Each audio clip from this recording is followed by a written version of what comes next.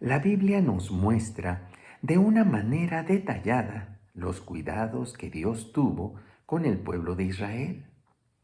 Nuestro Padre amoroso sobrepasa cualquier expectativa. Nos pone una medida muy alta como padres, porque en ocasiones nos desesperamos con el actuar de nuestros hijos. No pasamos la prueba, pero nos sigue dando oportunidades para acreditar la materia de paciencia, dominio propio y amor. Dios nos da grandes muestras de su profundo amor a través del trato que dio al pueblo de Israel. Él siempre se mantuvo intacto en cuanto a la fidelidad y misericordia. En todo momento permaneció firme cuando el pueblo se comportaba correctamente y más cuando hacía sus penachadas, cuando despotricaba al murmurar y quejarse constantemente. Allí, en ese momento, Dios tenía las evidencias para darles una lección magistral y enseñarles la manera correcta de reaccionar ante las dificultades. Pero a pesar de sus continuos berrinches y comportamientos incorrectos que los llevaron a atreverse a hablar mal de su liderazgo, Dios hacía como que no veía ese comportamiento y definitivamente su amor era mayor que su mal proceder. En ocasiones, cuando leemos estos relatos, viene a nuestra mente la pregunta, pero ¿por qué se comportaban de esta manera? ¿Cómo se atrevían a actuar así cuando Dios era extremadamente comprensivo con ellos? Sin embargo, el mismo Espíritu Santo habla a nuestras vidas y nos hace vernos en el espejo espiritual, y en ese momento comprendemos que en ocasiones también nosotros tenemos las mismas actitudes o peores comportamientos.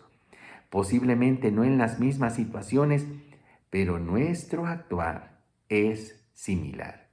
Y llegamos a la conclusión de que a pesar de que hemos estudiado a los israelitas cada año, su ejemplo nos ha servido de mucho porque somos parecidos a ellos. Dios les enseñó que mientras ellos fueran obedientes, tendrían muchas bendiciones. Es más, esta enseñanza llegó a ser un juego de nuestra infancia. ¿Cuántos recordamos cuando jugábamos a los encantados y en otros lugares de la República lo llaman la pelusa? Este tiene muchas versiones, pero la más común era cuando todos salíamos corriendo y uno era el que tenía que perseguirnos hasta que todos eran tocados y ya no podíamos movernos, a menos que otro nuevamente nos desencantara.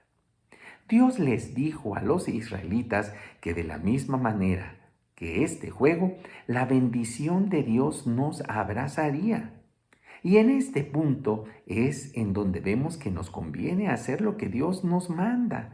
Imagínense, les daba hasta estrategias para que permanecieran siempre recordando su palabra, para que en todo momento reaccionaran de acuerdo a lo que era o debería ser parte de sus vidas.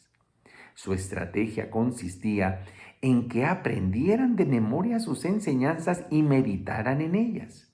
Además, podían escribirlas de tal modo que podían hasta atarlas a sus brazos o colgarlas sobre su frente y de este modo tenerlas siempre presentes.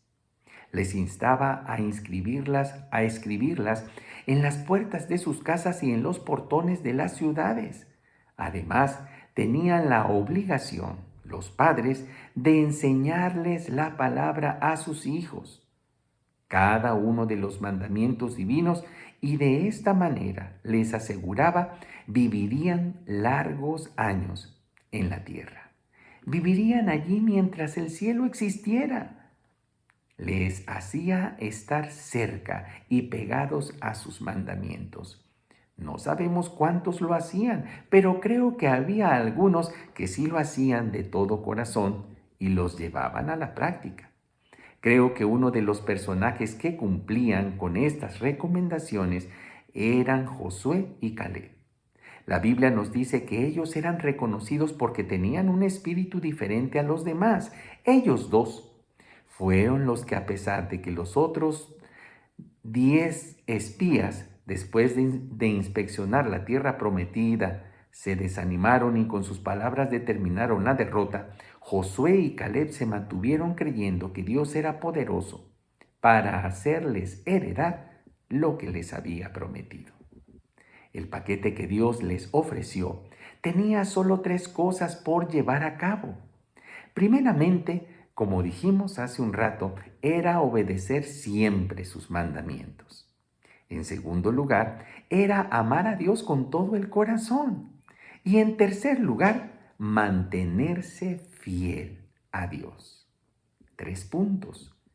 Pero las recompensas que tendrían al cumplirlos superaban cualquier expectativa, eran extraordinarias.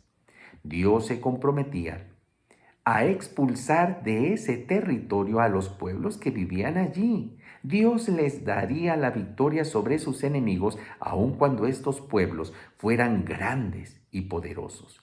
De norte a sur y de este a oeste, nadie podría quitarles el territorio conquistado.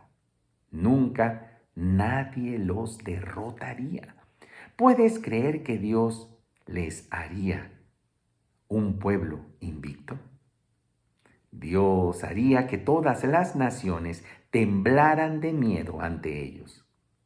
Todos conocemos la historia. Decidieron seguir a Dios y conquistaron la tierra que Dios les había prometido, pero no lo hicieron siguiendo los lineamientos establecidos. Algunos hicieron concesiones que los llevaron a la ruina. Cuando estaban en el lodo, volvían sus ojos a Dios y Él venía nuevamente a rescatarlos. Les mandó a los jueces y mientras vivía el juez, ellos permanecían fieles a Dios. Pero cuando ya no estaban guiándolos, nuevamente se descarriaban y vivían como a cada quien le parecía. Amaban a Dios, sí, pero no de todo corazón.